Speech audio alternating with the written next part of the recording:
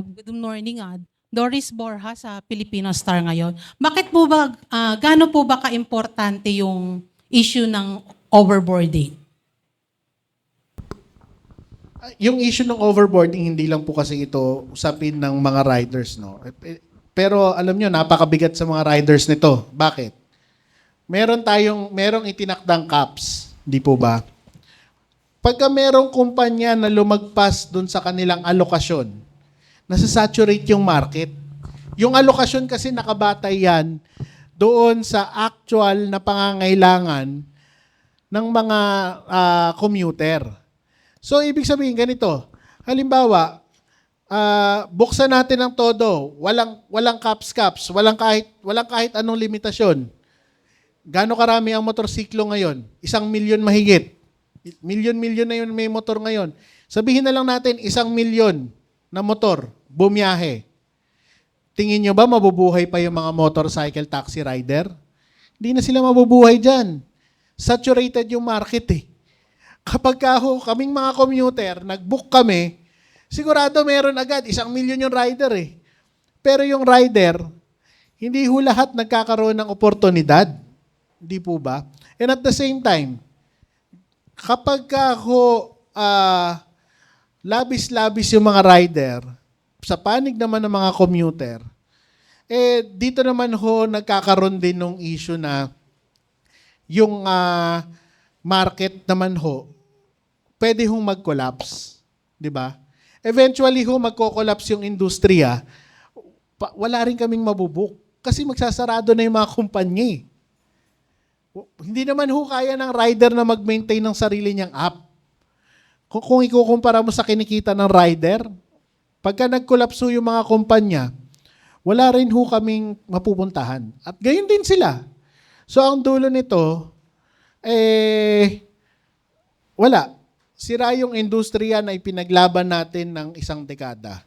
'Di ba? Kaya mahalaga po na ngayon pa lamang, a decade after, na magsimula ang industriyang ito, pahalagahan po natin yung regulasyon. Kasi yung regulasyon na yan ang bumubuhay sa atin. Naniniwala lahat tayo dapat may karapatang maghanap buhay. Totoo po yun. Pero kagaya ho ng iba pang moda ng transportasyon, kagaya ng mga taxi, UV Express, TNVS, mga jeep, mga bus, lahat ho yan may limit. Hindi ho only ang pagpapapasok ng mga unit.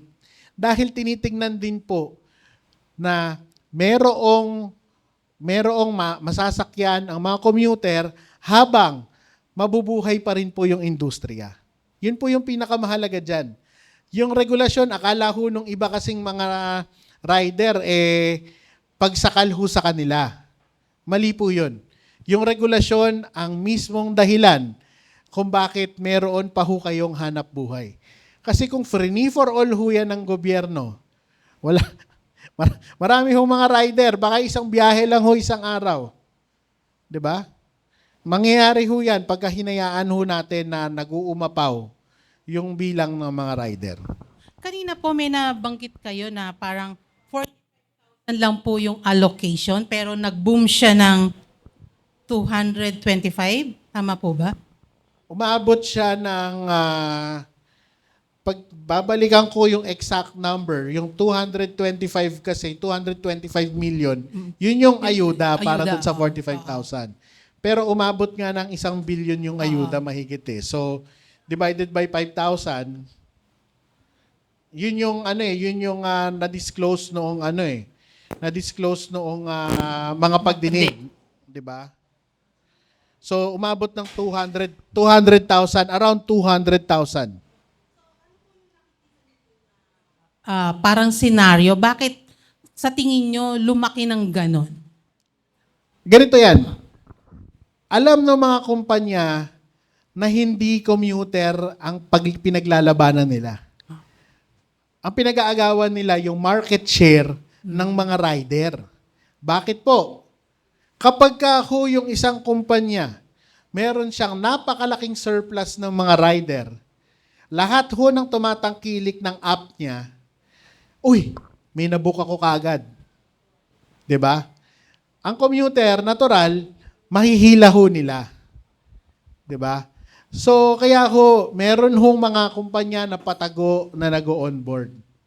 Na ang sinasabi nila, pangtapal lang to dun sa mga hindi bumabiyahe.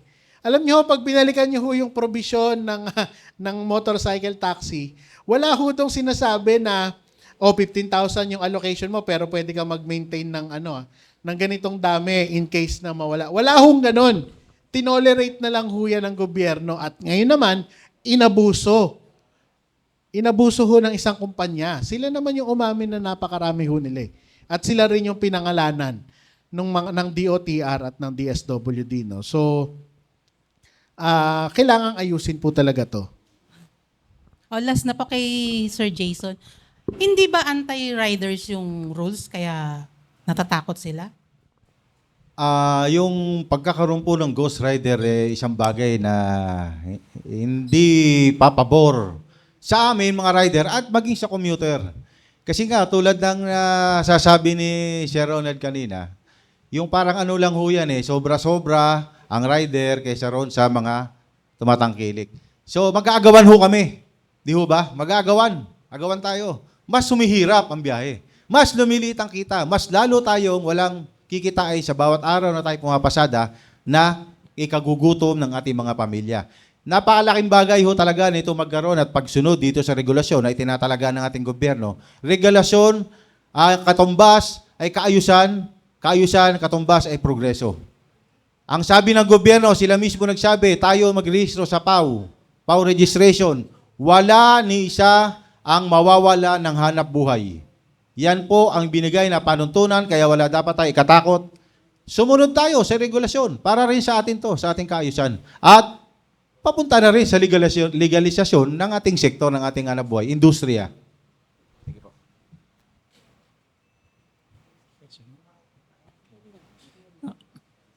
Sir, question. Question po. Renz Real from Ronda Balita po. Si Sir Ronald. Sir, regarding your statement a while ago regarding sa no actual database sa overboarding, what particular agency of the government are you referring to that is responsible for that? And what is your suggestion for it? Saka yung overboarding po ba yan? Kasama din po dyan sa mga pasahero sa mga bus na marami. Kasi pag napuno nga yung bus, kahit may capacity lang, pinupuno nila. Imbes na sumakay na lang sa ating mga motorcycle. Magkaiba yung overboarding tsaka overloading po. No? Yung overboarding, yung lagpas-lagpas po na pag-onboard. Onboarding kasi yung tawag sa proseso ng pa-participate ng isang motorcycle rider para siya ay maging kabahagi o maging motorcycle taxi rider. So, yung ahensya namang dapat tumutok dito sa usaping ito ay LTFRB. Naglabas na ko ng department order, yung Department of Transportation patungkol dito. Dati kasi technical working group. So, multi-agency ito na ang chairperson ay LTFRB, vice chair niya yung LTO, yung Office of Transport Cooperatives, nandyan din yung MMDA, PNP, etc. Pero ngayon ho, may sole jurisdiction na yung LTFRB at sila na yung may lookout dyan na siguraduhin na yung datos ay magiging maayos. And at the same time, sila rin yung sisilip o dapat na mag-aral kung ano yung mga naging paglabag doon ho sa na nakita doon sa panahon ho ng krisis. Yung papel kasi niyan, as far as I know, syempre dahil DSWD yung nag-facilitate ng pamamahagi ng ayuda, merong datos sa kanila. Pero sa pagkakaalam ho natin, nagkaroon na ho kasi ng pag-uusap yung DSWD at DOTR patungkol dito. Kaya napakatagal na noon. Anong buwan pa nangyari yung pamamahagi ng ayuda? Dapat by now ho nagkaroon ako ng update man lamang kung ano na po ang naging findings nila o kung tumatakbo pa ba ang investigasyon. So, follow up lang po. Last question na lang po. I don't know po kung si Sir Jason ang pwedeng sumagot o si Sir Ronald. since si Sir Jason ang conveyor for motor taxi, no? Ano pong protection ng pwede nyo ibigay ngayon sa mga biktima sa ngayon, yung mga angkas, move it, joyride na nabibiktima ng mga hold-upper, saka minsan pinapatay nga kasi marami ngayong commuter na nagdi-disguise pero sabing palad na bibiktima yung mga rider. Salamat. Opo.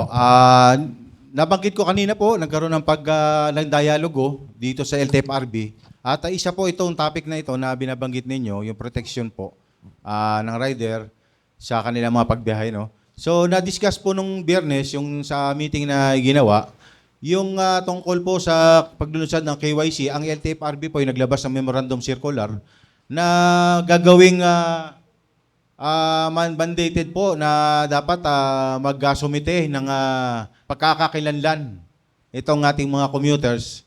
KYC means know your customer.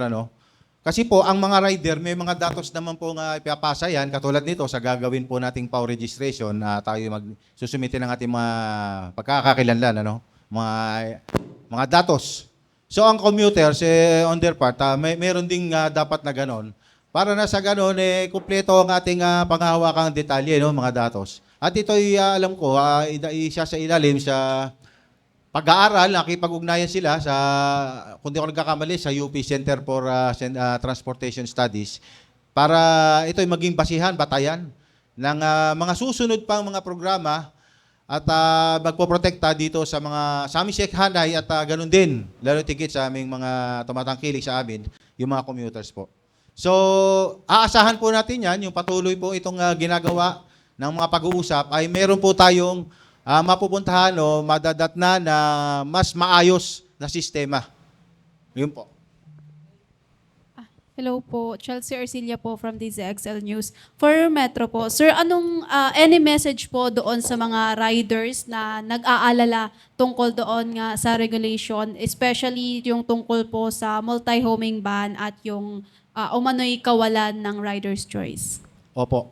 Sa aking mga kapwa rider sa ating hanay, wag po tayong matakot kasi ang pagrehistro sa pamamagitan po nitong yung PAW na inilunsad ng ating gobyerno, actually ito ay para sa ating kapakanan, hindi ito kontra sa atin, Kasi nga sabi ko nga kanina, mas magiging maayos, may basihan na datos at marami pa mga programa na magtataguyod sa ating kapakanan at kapakanan ng ating mga commuters ang maaring ating may sagawa dahil meron tayong pinagbabasihan na numero. Napakahalaga ho talaga nun. Ang numero ngayon ay mahalaga. Mahalagang-mahalaga para maging mas maayos ang ating industriya. Sir, follow-up lang po. Last na po on my end. Any message po, sir, for LTFRB, DOTR, at sa Kongreso, kaugnay nga nitong umano'y kinabukasan ng MC taxi industry? Thank you. Ang ating naman panawagan po sa ating pamahalaan, sana po'y patuloy ang ating sinasagawang mga pag-uusap upang mas maging malinaw sa ating lahat kung ano mga dapat nating, yung mga challenges na kinakaharap ay makuha na natin ang mga solusyon. At sa pagpapatupad po naman ng mga lituntunin o batas, sana maging patas po tayo, hindi yung meron lang pinapatuparan o yung iba hindi nakasasakupan, dapat po sana, pag pinatupad ang batas, lahat kasama. Lahat dito isa sa ilalim, kung sino lumabag, panagutin. May accountability po tayong lahat dito. Kaya nga sabi ko, nabanggit ko kanina, ang hamon ko rin at ang aking apela sa ating hanay, tayo'y sumailalim po sa regulasyon na ito na sinasagawa. Ito na po yung hinihintay natin. Matagal na po nating hinihintay. 1 dekada na halos tayong lumalaban para sa ating legalisasyon. Sa palagay po natin, ito po yung unang isang malaking hakbang patungo doon sa ikakaayos, mas ikagaganda ng ating industriya. Wala na. Ako naman po, si Gina Mape ng DWWW. Sir, ang tanong ko lang, kung suportado nyo ang rider's choice, bakit hindi nyo na lang suportahan ang riders sa iba't ibang platform? Kung suportado nyo po ang rider's choice, bakit hindi nyo na lang po suportahan ang riders sa iba't ibang platform? Para lahat happy. Actually, sa totoo lang po, may rider's choice po naman. Hindi naman po natin sinasaklawan yan. Kasi so, kung saan niya gustong mag-release o bumiyahe na plataforma na nasa sa industriya ngayon, nasa kanya ho yun. Ang sinasabi po natin, yung hindi, sa ngayon ho kasi hindi pa karapat dapat siguro yung multi-homing eh. Marami ho kasi yung mga disadvantages yan na dapat ayusin. Ano? So isang hakbang nga ho ito, yung rehistro sa PAW, yung Provisional Authority to Operate. Ito po kasi yung magiging basihang datos para mas maging maayos. So eventually, pwede po naman nating tingnan muli pag mayroon na tayong kaayusan sa ating industriya. Well, alam niyo, yung usapin ng multi-homing, ganito lang yan ha. Kung ang binigay ho ng gobyerno sa bawat kumpanya ay limitadong numero lamang. Halimbawa ho, sa Angkas, I think parang napunta sa kanila 26. Sa Joyride, 15,000. Sa Move It, parang 15,000 din. Isipin nyo kung gaano karami sana ang kababayan natin yung nabigyan ng oportunidad, no? Pero kung halimbawa natin si Brother Jason, ang Angkas rider siya, tapos nag-Move It siya, nag-Joyride siya, tinanggalan niya ng tag-isang slot yung dalawang kumpanya, oh. 2 tao sana yon na nagkaroon ng lehitimong oportunidad, 'di ba? Pero dahil may nagpauso ng multi-homing, may mga nawalan ng oportunidad. Sila ngayon yung mga hindi kinikilala na parte talaga ng industriya. Sila yung mga itinago ng kumpanya nung panahong pinapapasa sa kanila yung master list nila.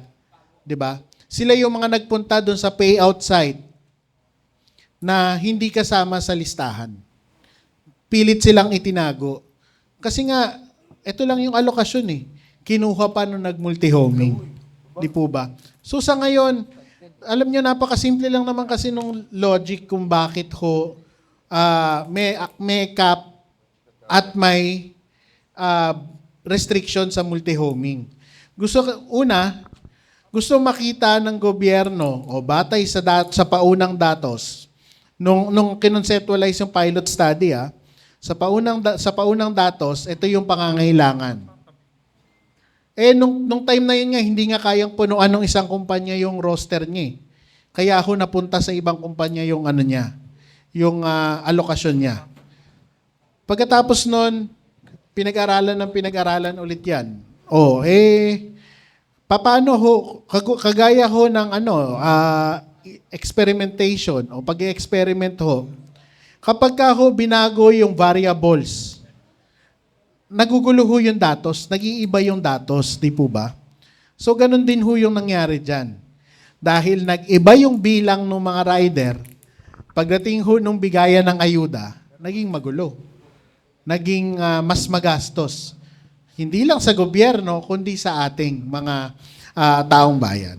Kasi may doble-doble. So may napagkaitan ng ayuda. Anyway, sir, bakit naman, sir, pinag-uusapan ang monopoly sa issue ng motor taxi regulation? Bakit kailangan pumasok ang issue ng monopoly? Well, alam niyo yung issue ng monopoly. Yung isang pundasyon ho kasi ng kahit ano pa mang industriya ay yung fair competition. Ngayon, kapag nagkaroon ho ng monopolyo sa isang industriya, nakikita ho natin kung ano yung nangyayari. Nadidikta ang presyo, nadidikta yung service quality, nadidikta kung ano ang gustong mangyari nung nagmo-monopolize dun sa industriya, yun ang nangyayari. Di po ba?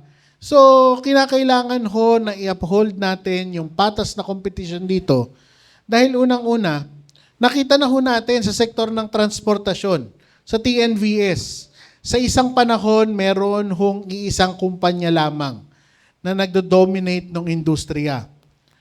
Pwede nilang sabihin na hindi nila monopolize yun kasi may iba pang players during that time na natira. Pero sobrang liit ho ng market share. Kahit pagsamasamahin mo yung ibang mga players, sobrang liit ho ng market share nila na hindi man lang matatakot sa kanila. Yung nag-iisang kumpanya. talaga kung nadikta nila yung presyo, nadikta nila kung ano yung mga nakapagpataw sila ng mga bayarin na hindi aprobado ng regulator. Ang nangyayari nga nun, implement now, review later kapag kinasuhan. Di ba? So yan ho yung mangyayari kapag monopolized ho ang kahit anong industriya. Gagawin at gagawin nung kumpanyang nagmo-monopolize ang anumang gustuhin niya until sitahin na lamang siya. Kung sisitahin siya. Di ba? Kasi kung monopolize mo na yan, may yabang ka pa na, di sige, pag umalis ako dito, wala na akong bahala na kayo. Hindi na kami magpo-provide ng service. Di po ba? Ganyan yung mga panakot eh. Yung mga nagtatrabaho sa akin, bahala kayo magbigay ng trabaho. Yan yung panakot eh. Di po ba? Kaya kailangan po, habang ngayon, na somehow nandyan pa ho kahit papaano yung kompetisyon sa industriyang ito, dapat ho siguraduhin nating maging mas patas pa ito. Ay may follow-up question po may suggestion po ako, no. Sana po magkaisa po kayo sa magandang yung programa sa magtatag po kayo ng task force na TFRB, police, transport group, mga representative ng mga riders, passenger, NGO, media, MMDA as civil society na magkaroon kayo ng memorandum of agreement nationwide campaign. That's will be all. Thank you. Salamat po sa inyong suggestion, sir. At noted po yan. Ihahain natin sa mga dialogo. Salamat po.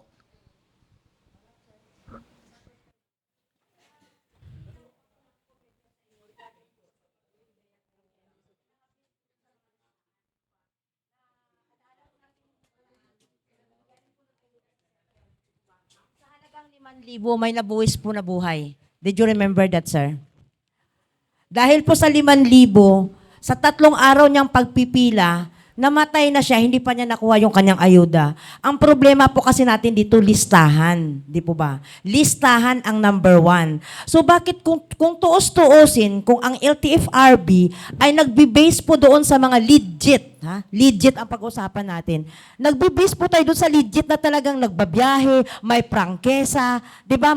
Minsan kasi sa isang company, may 5 jeep, may 5 taxi na motor. Lahat yan sinasubmit sa LTFRB, di po ba? Bakit po pagdating doon sa listahan ng ayuda na ng DSWD, nagkakaproblema? Di po ba? Nagkakaproblema. Ano po, suggestion po sir, kumbaga suggestion nyo, ano kaya ang dapat gagawin para maging legit, yun ang dapat na makakuha ng ayuda. Kasi because of 5,000, mamamatay ang isa nating kababayan para lang po makakuha ng 5,000 na yan. At ang iba po 3 araw, pumila bago makakuha. Anong problema? Suggestion lang po, sir. Well, kung ano ho yung dapat gawin ng gobyerno, tingin ko, yun na ho yung nais sila ipatupad ngayon, no? Yun hong talaga hong papataw ho nila ng regulasyon doon ho sa industriya by way of application of the provisional authority to operate. Yun na po yung magbibigay ng kumbaga kung in the future ay mangailangan man sila ng listahan, yun na ho yung pagbabasehan nila. Hindi ko ho masisi yung DSWD, yung LTFRB, doon ho sa nangyaring yun, no? Alam niyo ho, kung naging tapat lamang ho sana yung mga kumpanya from the very start at isinabmit na ho, lahat-lahat, no? Hindi na ho pinilit pang itago yung kanilang mga listahan, baka hindi na ho sana nangyari yon. Pero yun na nga, nakakalungkot, nangyari na po.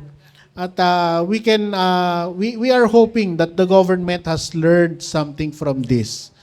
No, na sa susunod na may panahon na mangailangan ulit ng mamahagi ng ayuda para sa ating mga kasama sa sektor ng transportasyon, ay yun na hong hawak nilang listahan.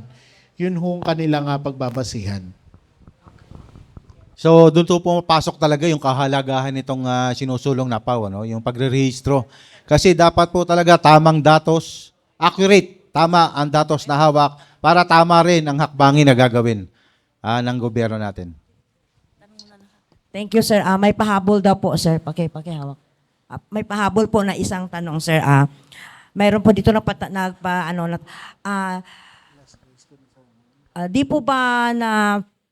hindi po ba makontrol dapat ng isang company ang mga rider na dapat sa isang company, halimbawa, nasa joyride lang sana, hindi yung paiba-iba, kung baga, sir. Sa isang, di ba minsan, may joyride, nasa joyride ka na, mag-aangkas ka pa, di ba? Kasi marami pong, instead na mapunta dun sa isa, di pa ba, nawawalan po yung kasamahan, di po ba eh? Ano po yung suggestion nyo dyan, sir? Hindi, yun nga po yung binabanggit kanina natin, yung patungkol dito sa usapin ng multi-homing. Kasi nga po, sa ngayon, may cap ho kasi tayo, no? So, kung isang tao, katulad nung ako kanina, naging example, halimbawa, ang account ko 3 na yan, 2 tao na ho yung nawalan ng pagkakataong kumita. Yun na nga. Na sana ay meron ring maiuwi sa kanyang pamilya na kasama natin dito sa ating sektor, no? Sa ating hanay. So, dapat to talaga maging mas maayos eh. So, napakahalaga po nito yung PAW registration. Dati wala. Pero ito yun hong registration kasi ng motorcycle taxi at ng Lala Move, yung mga parcel delivery, magkaibang ahensya po yan. Yung motorcycle taxi sa LTFRB, yung mga delivery ho ay sa DICT po yan, yung PMEDES. No? So, kami naman naniniwala kami na sa Digital Pinoys na kung halimbawa ikaw ay angkas rider ka, movie rider ka, o joyride rider ka, tapos sasabayan mo yan halimbawa ng Lala Move, walang problema doon. Kasi dalawang magkaibang serbisyo yun eh. Yung isa ay nagbabiyahe ka ng tao, yung isa nagbabiyahe ka ng delivery. Okay lang yun.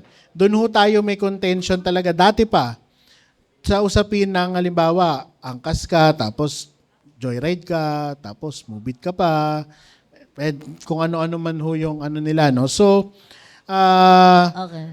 matagal na rin nating sinasabi yan na dapat magkaroon ng isang sistema na kung saan nare-record yan, even yung mga aksidenteng kinasangkutan nila. So, ibig sabihin dapat merong itong shared interface with MMDA, with the local traffic bureau, with PNP, HPG, etc. Nang sa ganon, pag halimbawa may motorcycle taxi rider na involved sa aksidente, hindi niya matatakasan yung yung iba kasi ang ginagawa, tinatakasan yung pagre-report. Cause yun pang na pasaherong na aksidente yung magre-report, no?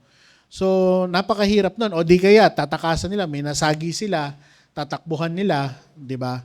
So, kailangan magkaroon ho ng, tama kayo, kailangan magkaroon ho ng ganyang sistema na kung saan, nakikita ko nung regulatory agency, particularly ng LTFRB, yun hong kung saang kumpanya siya nakapaloob. Kasi ngayon, kung talaga hong hihigpitan ng LTFRB na isang rider, isang kumpanya lang, meron ho silang record na pagbabasehan dahil mag-a-apply na nga ng provisional authority to operate. Okay po. Maraming pong salamat sa mga law at nakibahagi po ng ating press conference. Sana po ay nakatulong po itong discussion na to para maging malinaw ang information sa publiko. Maraming salamat po at magandang araw po sa inyong lahat. Tayo magtanghalian na ka mo. Tayo magtanghalian na ka.